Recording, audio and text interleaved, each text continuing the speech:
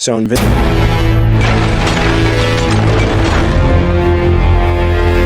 Season 4's premiere came out a few days ago, and to be honest, it stuck the landing for the most part.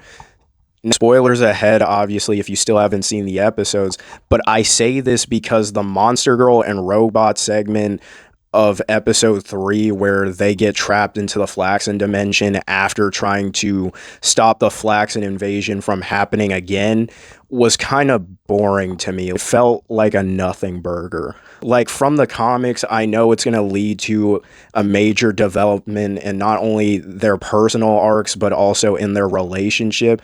But watching the episode itself, it wasn't really this whole shocking moment that I think the show was trying to go for, like with Omni-Man being trapped in that dimension, or when Mark had to face the Flaxens off for the first time. Like, I didn't feel anything when that happened. But although that was the case, it did lead to the best joke in this whole premiere. Fuck! Now, speaking of Cecil, he is going through it, because not only did he lose one of his heavy hitters in Monster Girl and the smartest person he had in his arsenal in Robot, but after the whole Conquest fight and him imprisoning Conquest, he went free too. And because of that, Conquest went all the way back to Thrag to inform him about the failure of making Mark submit to the Empire. So that's obviously going to lead to a big showdown, not only at the end of this season, but, for the rest of the series. But speaking of the whole Viltrumite Thrag thing, or just more specifically Viltrum, I loved the whole sequence with young Nolan fighting his parents, because it really did capture the whole brutality of the entire race. And also before that, with Nolan instructing or teaching the young Viltrumites about like their leader Argyle. And it just made me think that Nolan went easy on Mark when he was just beating him up, like at the end of season 1, when compared to this child who almost didn't answer his question fully about their leader. So I thought that was very interesting. And that episode, or at least that flashback, led me to feel bad for Viltrum, which was definitely not what I was expecting, because they are a murderous, Darwinistic society. And I especially felt this when Nolan confronted Thaddeus about releasing the virus way back when.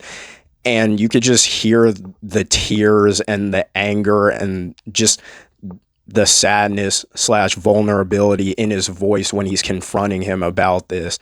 And it really leads to a more satisfying conclusion, or a more hopeful one, and that Nolan's going to go to Mark back on Earth to recruit him to join the war effort.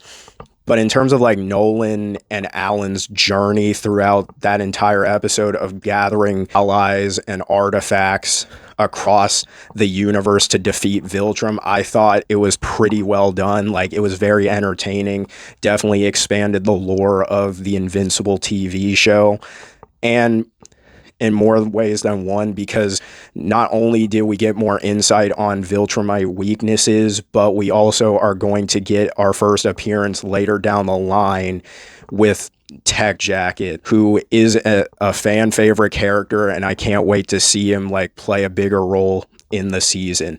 We only got a cameo of him, so hopefully he's as entertaining as the rest of the characters. So with Alan and Nolan feeling more empowered to take on the Viltrumites, and with the heroes of Earth dealing with their own personal struggles, I'm pretty sure it's safe to say that Mark is dealing with stuff a whole lot better than everybody else. So yeah, scratch that. He is actually dealing with possibly the worst of all these characters, because not only is he reeling from the aftermath of the Conquest fight where he almost killed him, and making him confront his own no-kill rule towards bad guys. Yeah, it is very much a scary thought, and I'm sure Cecil is definitely going to start to prepare more contingencies as this development goes further beyond what we're seeing. Because what we're seeing is that Mark killed Russ Livingston, who was an innocent man, and he almost beat Titan to a pulp for harming his brother, or at least putting his brother in danger against Mr. Liu, the magical dragon guy. And this is almost like a reference or callback to what Titan did earlier in that episode, where he beat this assassin guy to death for harming his family. And this was word for word too, so that was interesting. So yeah, other developments in this premiere, Oliver's doing more, you know, he's really honing in his battle ready skills.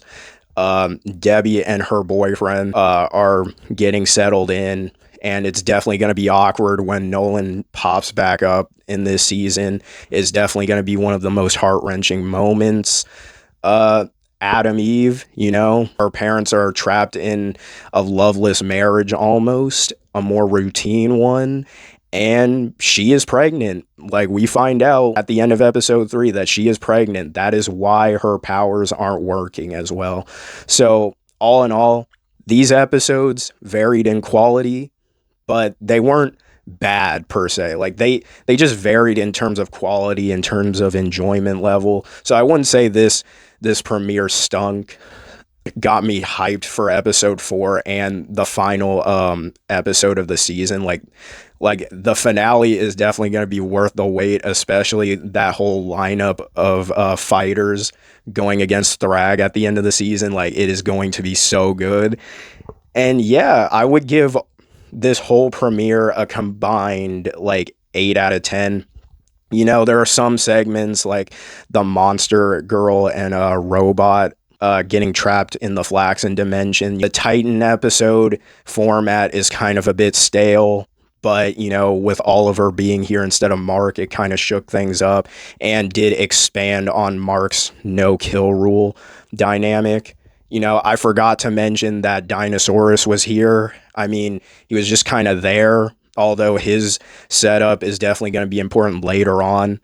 But again, an 8 out of 10 for this whole premiere, because it is a promising start, but it did have some things that it'll definitely work out as the season progresses. So yeah, if you like this video, check out another one. And more importantly, check out when I upload that episode 4 review, whenever that gets popped up on the channel. So go watch it if it's up.